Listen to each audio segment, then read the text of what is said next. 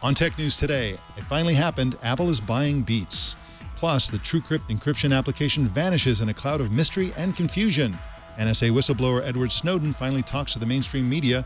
Samsung's got a smartwatch that could save your life. And finally, we get a look at Google's smartwatch operating system.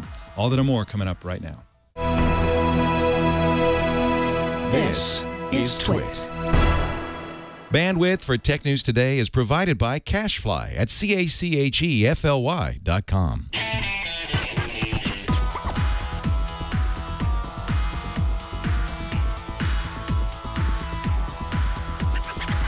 This is Tech News Today for Thursday, May 29th, 2014. Welcome to Tech News Today. I'm Mike Elgin. And I'm Jason Howell. Tech News Today explores the big stories of the day with some of the world's best journalists. Our guest co-anchor this week is Natalie Morris, a contributor to NBC and co-founder of ReadQuick, a speed reading app for iOS. Welcome, Natalie. Thank you. Well, I think Steve Ballmer is finally going to get a job that suits him. He is reportedly going to be buying the Clippers basketball team. I think that's a great job for him. He's great at screaming from the sidelines. What do you think about that? That's right. He's also great at throwing chairs, if I remember correctly. Which is great in basketball. That's what I mean. I mean, it's just fantastic. And we have no evidence that he's a racist. So that's No. a plus on his resume. None at all. According to Forbes, the bid is $1.8 billion. And my prediction, he's going to change the name of the team to the Clippies. Sorry about that. Why don't we get into the news? You should have given me warning. I'd have an instant rim shot available for you Next time. All right. Well, Apple really is buying Beats. The company said yesterday they'd acquire the headphone maker with $2.6 billion in cash plus $400 million in equity. Beats founders Jimmy Iovine and Dr. Dre will work for Apple as employees. And Apple will continue to sell Beats headphones and earbuds under the Beats brand. The Beats streaming music service will be kept separate from iTunes. Joining us to talk about this is Chris O'Brien, who covers Apple for the Los Angeles Times. Hello, great to be here. Welcome, Chris. Welcome. And we also have Claire Atkinson, who's a media reporter for the New York Post. Welcome, Claire. Hey, guys. So we're setting up a little East Coast, West Coast rivalry here, so we'll see how this goes.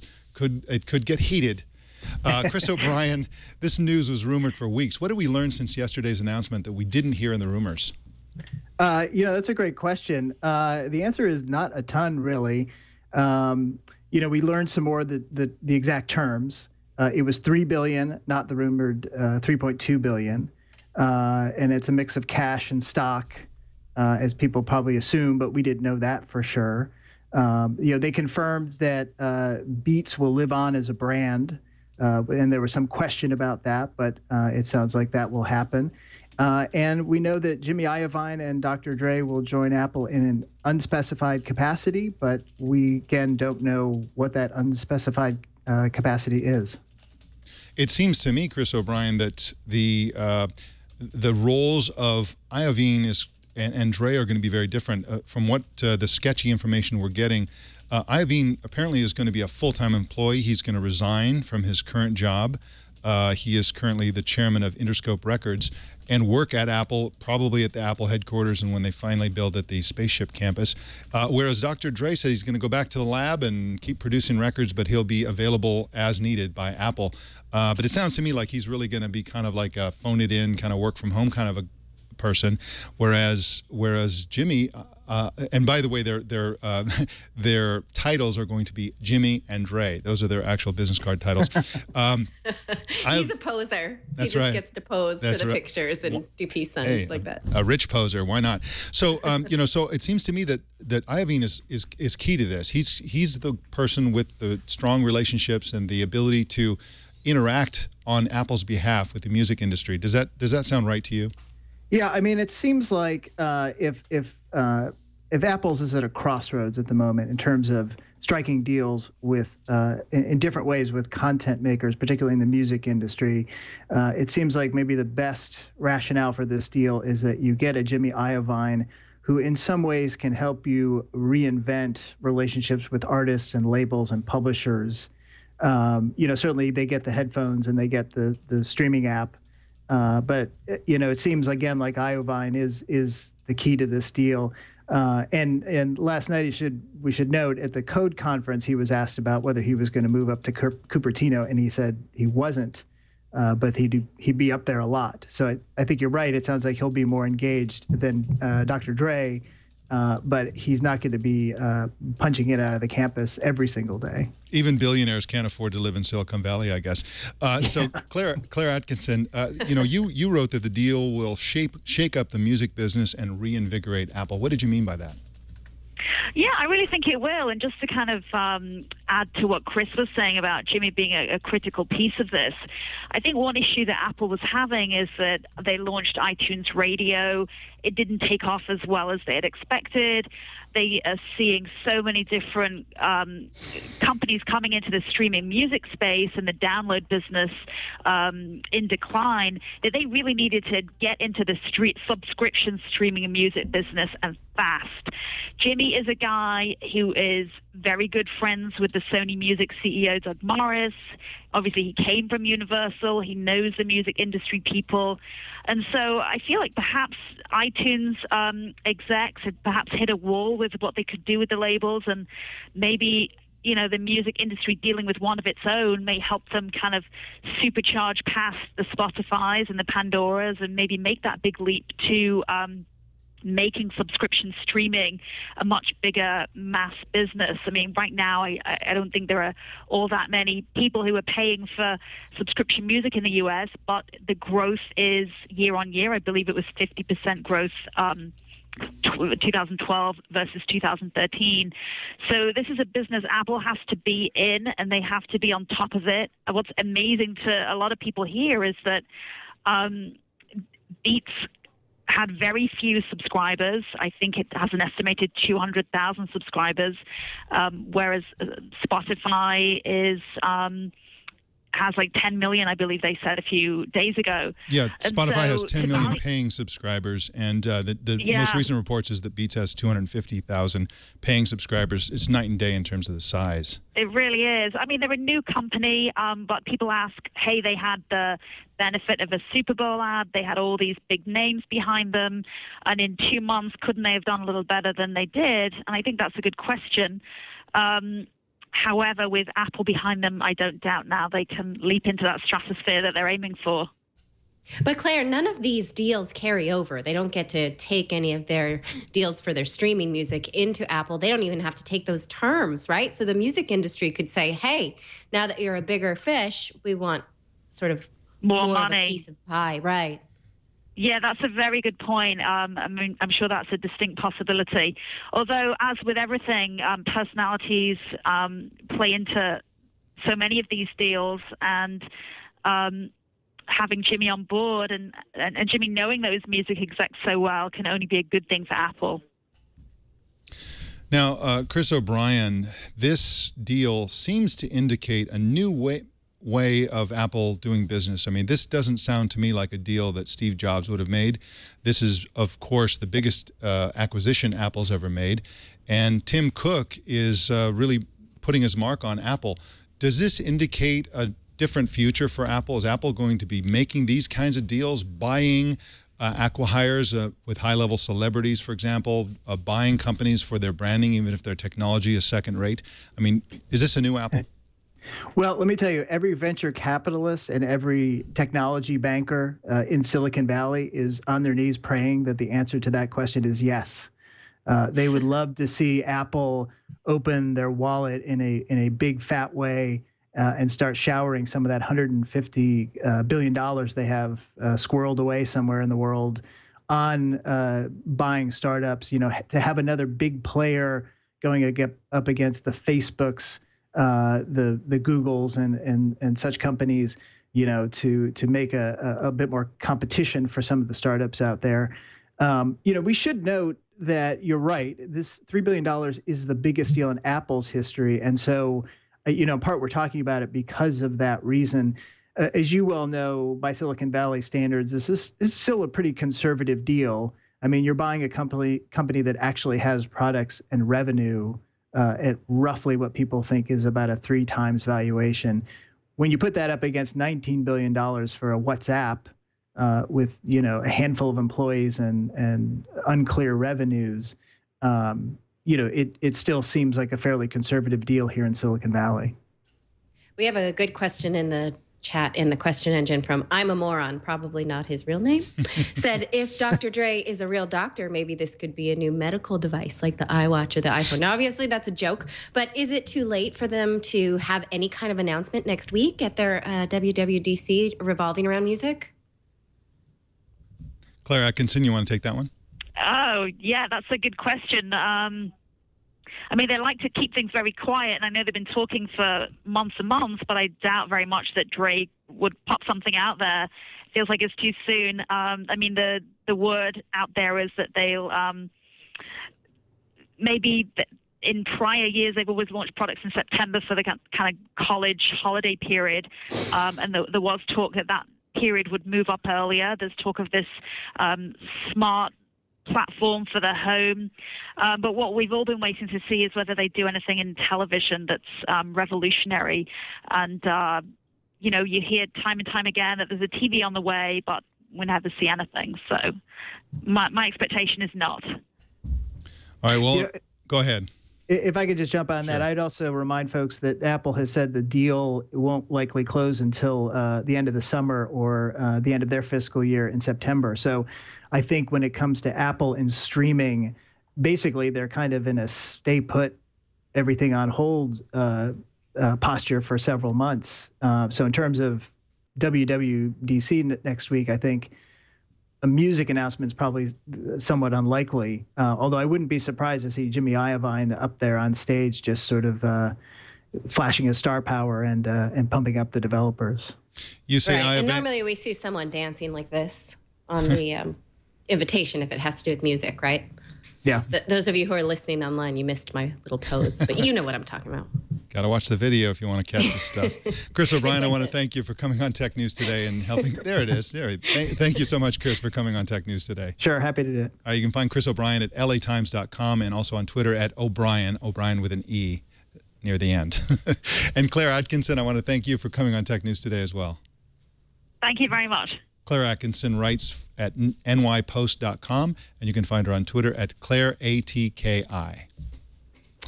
Well, the open source encryption program TrueCrypt was suddenly embroiled in mystery and confusion yesterday. Visitors to the TrueCrypt site were redirected to a page in the open source community site SourceForge, advising users to stop using the product and switch to Microsoft BitLocker.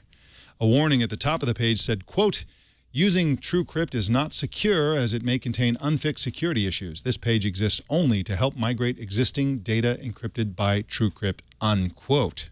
Wow. Steve Gibson is the founder of Gibson Research Corporation and a co-host of Twit's Security Now, and he joins us here to explain what the heck is going on. Welcome, Steve. Hey, glad to be with you guys. So glad you're here because I don't know what's going on here. This is a very strange turn of events. The initial reaction to this event was that it's got to be a hack, but this looks real, doesn't it? Well, yeah, actually, the first, the first thing anyone would suspect is that somehow the SourceForge account got hacked, and the whole thing was bogus. That the regular multi-page TrueCrypt site that's been there for years was replaced by a spoof.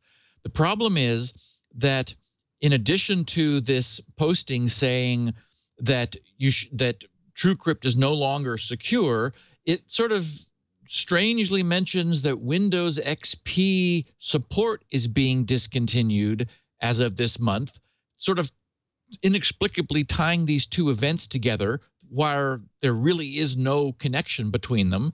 But it also posts a final version, 7.2. The previous last version from 2012 was version 7.1a.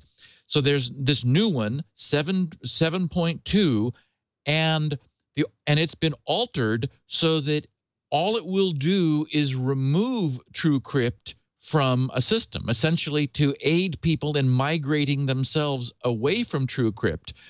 But the censure is that it has been signed by the same authentic certificate, which was, well, first of all, the Windows version, the Windows signing certificate expired after the previous version was signed, but the replacement certificate, which predated the previous one's expiration, looks absolutely authentic. Same certificate authority, everything looks normal. No one would ever look at it twice. So it appears that this latest version, this replacement, is absolutely authentic from the people who had access to the previous one, and the open source versions for Linux and Mac and so forth.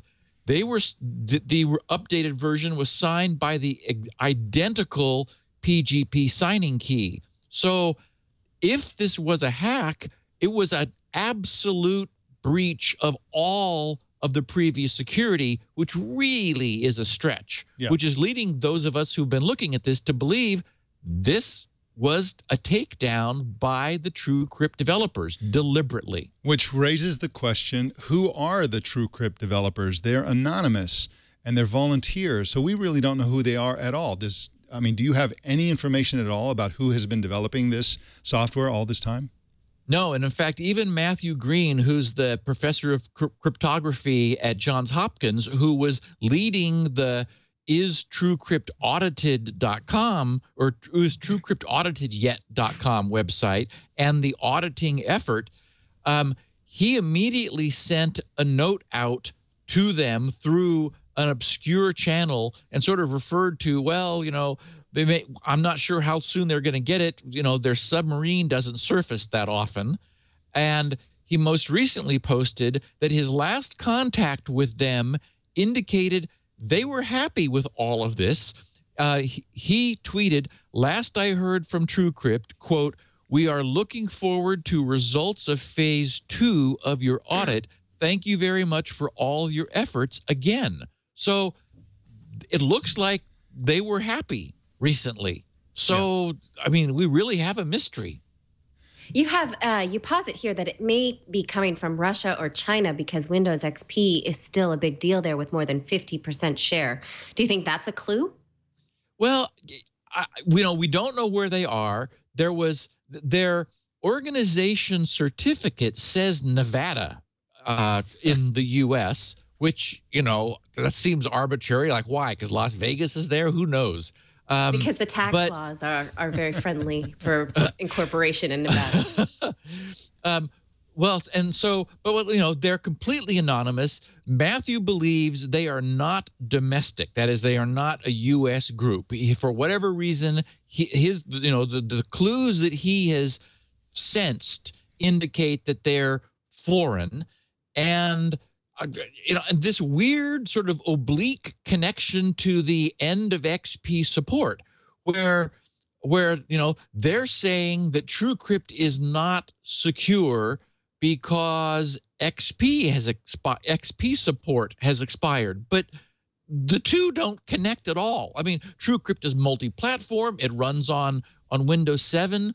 There is a sort of a juncture here where we move from drives using the so-called MBR, the master boot record partition type, to the GPT, the GUID partition type, because the master boot record has an absolute maximum size of 2.2 terabytes, whereas the GPT is where we're going now because drives have gotten bigger than that. Well, that really requires some substantial re-engineering on the part of the TrueCrypt developers or whoever would pick up the open source project and carry it forward. And that it's not that they're unwilling to do that. It's not a huge thing when viewed against the size of the overall TrueCrypt project. But it might have been sort of an inflection point where they just said, we've been doing this for a decade and we're not getting any money, and people get upset with us when we can't recover their drive because they didn't make a backup of their key. We're done. Yeah. And my take, because I've done 2 blog postings about this, and my most recent one was just to sort of posit that, maybe they're just done. They've been doing this for 10 years. And now's a good time to say goodbye. But it's a weird time to say goodbye because, for example, Edward Snowden publicly recommended TrueCrypt as a way to protect files from the NSA, and of course, it's popular with journalists. And right now, the NSA is in the news, Edward Snowden's in the news, and Tefman in the chat room is suggesting that this is Chinese logic, and I think what he's referring to here is the fact that China recently seems to have banned Windows 8 for government use within China, and they used XP as the justification for that, and that made exactly as much sense as this does, no sense at all. And so let's put on our tinfoil hats for a second and consider the wacky possibilities. One of them would be that this has been a compromised encryption system from the beginning. Maybe it was run by the NSA. That's one crazy theory. Another crazy theory is that the true developers of this have been, they're in some underground bunker tied up to a chair or something like that, and then, whoever's trying to prevent this from being out there is, put up this message or something like that. That's incredibly unlikely. And, and then your theory is much more rational. They got fed up and just decided to call it quits, but that doesn't explain some of the other mysteries around this. So let me just ask you something of a practical nature, and then departing from the conspiracy theories, which is that they recommended Microsoft BitLocker specifically, which I thought was kind of strange. Would you agree with that recommendation? Is that where people should go who are currently using TrueCrypt? Frankly, it's the last thing I would trust. In my logic, nothing makes TrueCrypt suddenly insecure when it was 2 days ago. Now, the phase 1 audit only checked the beginning of TrueCrypt. It did not go into the deep cryptographic analysis. Maybe something would or will turn up when that's done. All that was done was to look at for anything, an obvious backdoor in TrueCrypt. Was the booting sequence and booting code and things fine? Mm-hmm. So, and it was all believed to be fine. So first of all, it's not the case.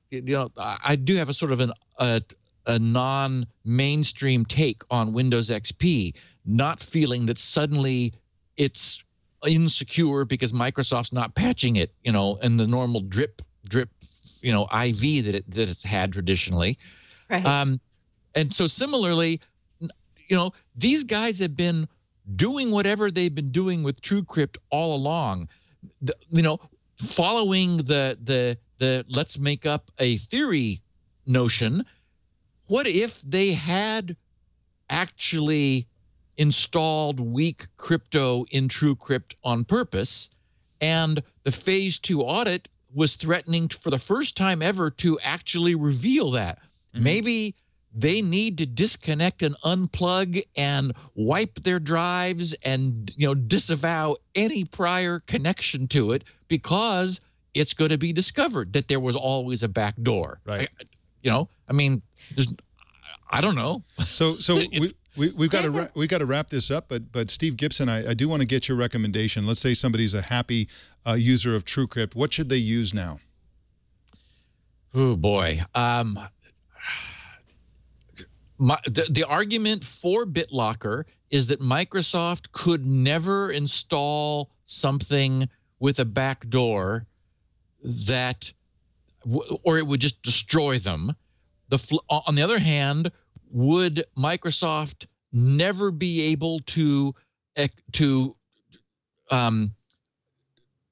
satisfy a demand from a 3-letter law enforcement agency in the U.S. to decrypt someone's drive? Those two issues are really in tension. There are non-free third-party sources like Symantec bought the PGP full drive encryption. I think that may be what I would choose if I had to choose something.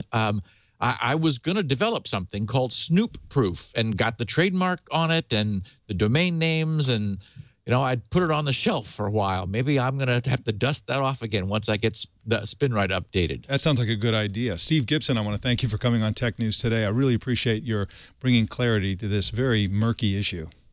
to whatever degree any clarity is available. The creepiest thing is we may never know. Yeah. We may be left with this level of speculation and no additional facts. Wow. So Thanks, deep. Mike. Well, thank you again. You can find Steve Gibson's website at grc.com, and you can find him on Twitter at SGGRC. Well, NSA whistleblower Edward Snowden went on TV last night to defend his leak of a massive trove of NSA documents. In his first ever mainstream interview, NBC's Brian Williams peppered him with questions in Moscow. Dustin Volz is a staff correspondent for the National Journal, and he joins us now to talk about this. Welcome, Dustin. Hi, Mike. Good to be here. Thank you. You said that Edward Snowden won the interview. What did you mean by that? Well, I think it's clear that Edward Snowden in many ways got what he wanted out of this interview.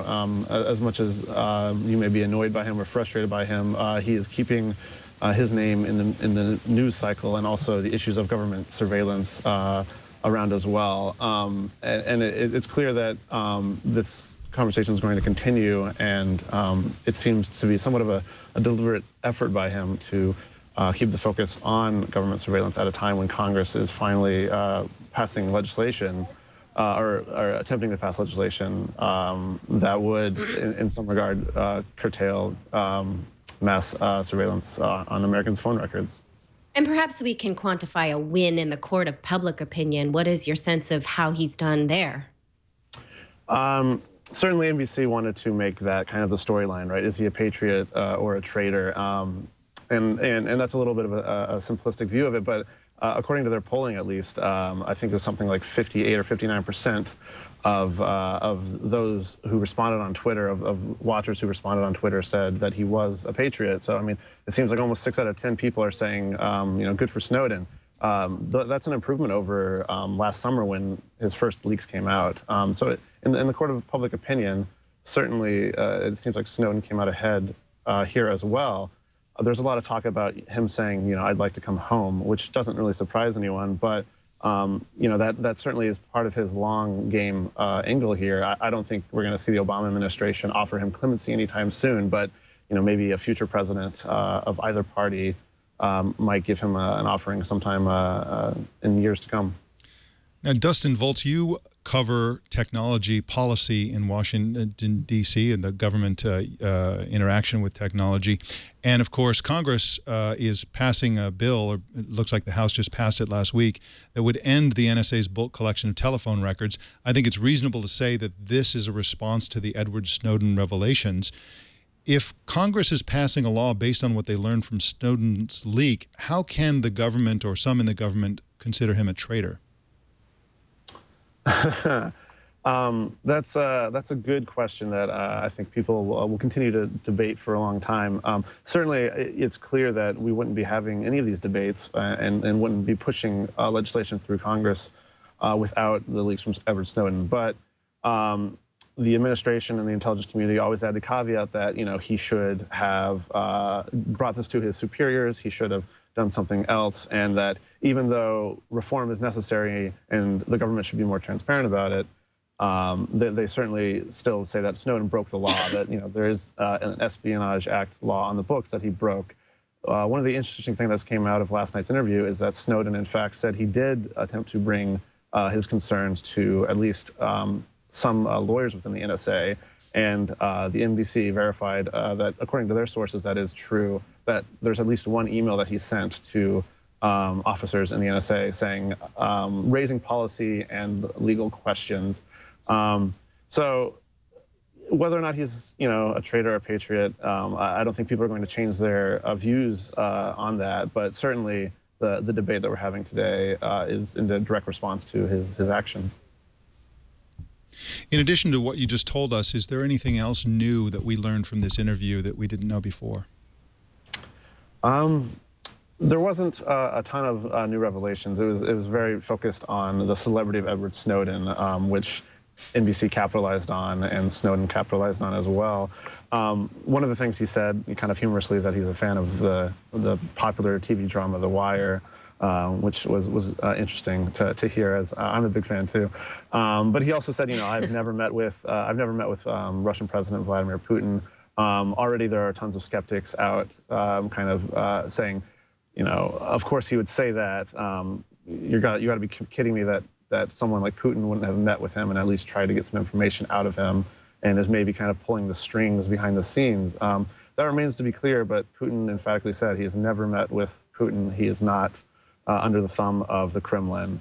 And beyond that, I mean, Snowden kind of reiterated a lot of what we've heard, which is the NSA needs to be more transparent, it's unregulated, and he did what he did, not for any personal gain, but because he wasn't able to sleep at night knowing the things he knew if he didn't come forward. And he said that what he's done is worth dying for. And so nothing new there, but certainly kind of reiterating what we've heard over the past year from him and others.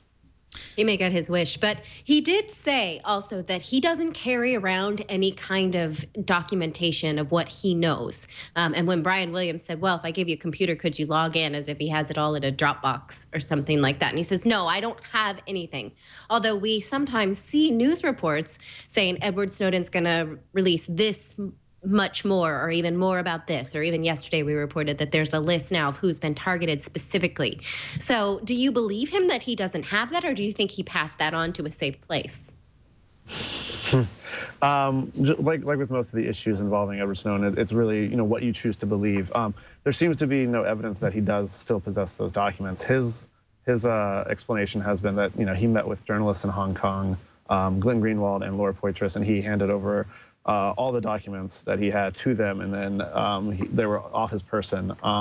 And so when we hear about these leaks coming forward, he clarifies that they're not leaks from him, that they're leaks from the journalists who have the documents, and those journalists are ultimately the ones deciding what to come forward with.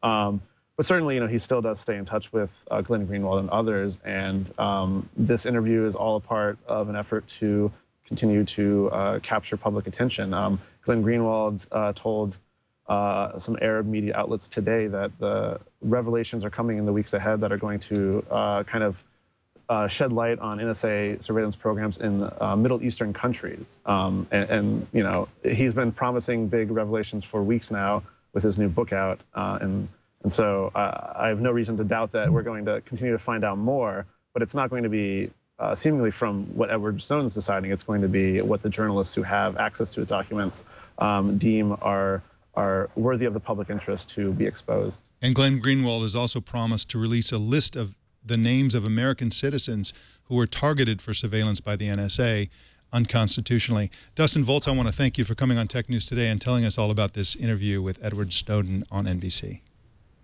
Thank you, Mike. Happy to be here. All right. Hope to have you back again soon.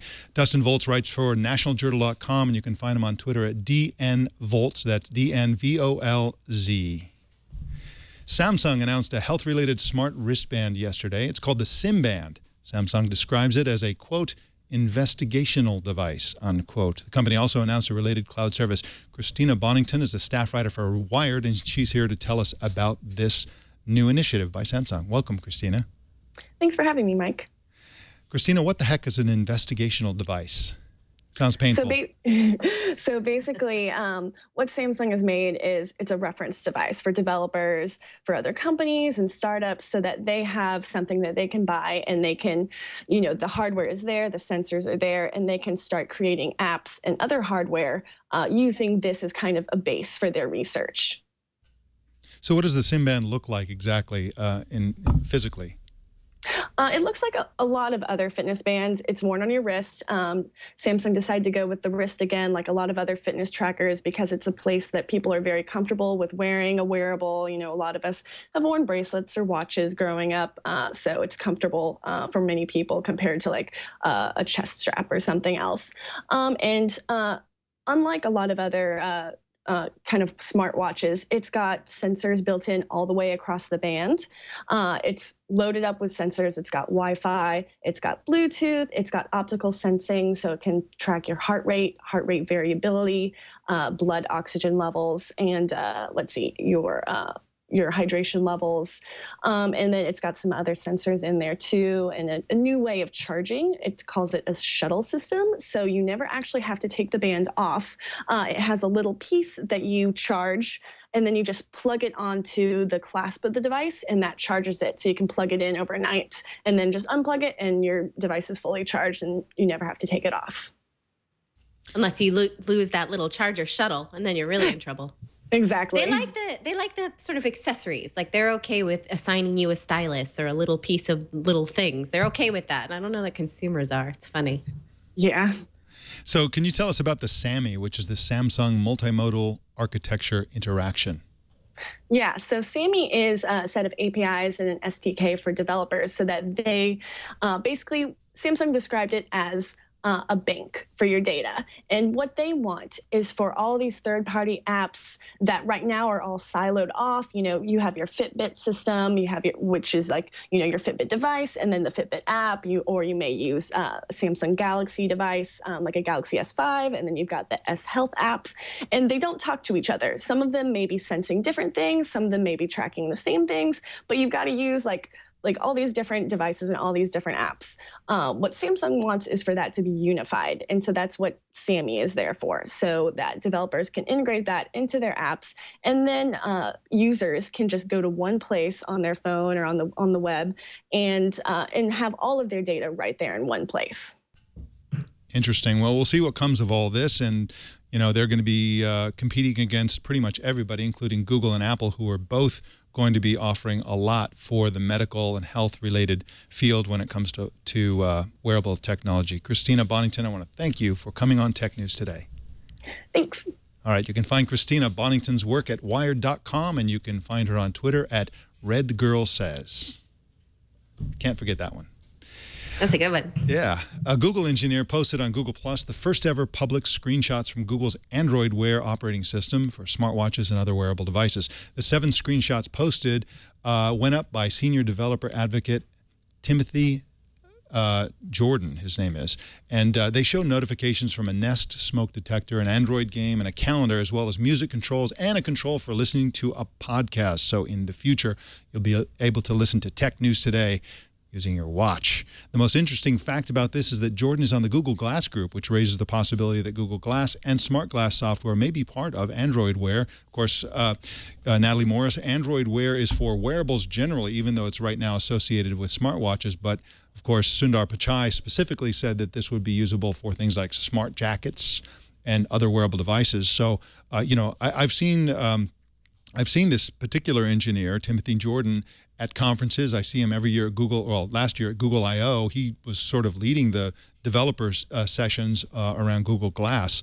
And so this is kind of an interesting development, and it's at the very least a possible example of the productization of Google Glass. Google Glass used to be, you know, a deep, dark research project, and of course, Android Wear is a real product, and so it looks like the two are kind of maybe merging, or at least the groups are very intimately related. Right. Well, it would make no sense if they weren't, right? You don't want 2 different wearable departments working at different ends of the campuses, not knowing. That's an old Microsoft way of working on things, right? So it would make sense that they want to think about the body holistically, like what we put in the eyes and the wrist and eventually the underpants. Yep. I don't know. Inevitably, the underwear, smart underwear, the smart glasses, the smart watch, the smart jacket, the smart shirt, they'll all work in concert somehow to scare the heck out of all of us, and that's going to be a creepy world. Foot odor. That's right.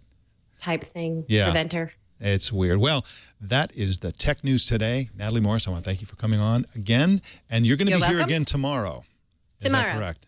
Yes. Yes. And so it's been a great, although short, 4-day week. And again, I want to thank you for coming on. It's been a lot of fun so far, and I'm looking forward to you coming on again tomorrow.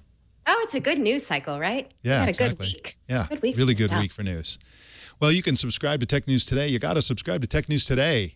It'll come right to you. It's very convenient at twit.tv/TNT, and you can follow us on Twitter at Tech News Today TV. Subscribe to our subreddit at technewstoday.reddit.com, and we, of course, want to hear from you. Comment on Twitter or Google Plus using the hashtag TechNewsToday, or send us an email at tnt@twit.tv. Leave us voicemail by calling 260-TNT-SHOW. And don't miss our evening newscast, Tech News Tonight. at 4 p.m. Pacific tonight and every weeknight. My name's Mike Elgin. Thanks for tuning in. We'll see you tomorrow.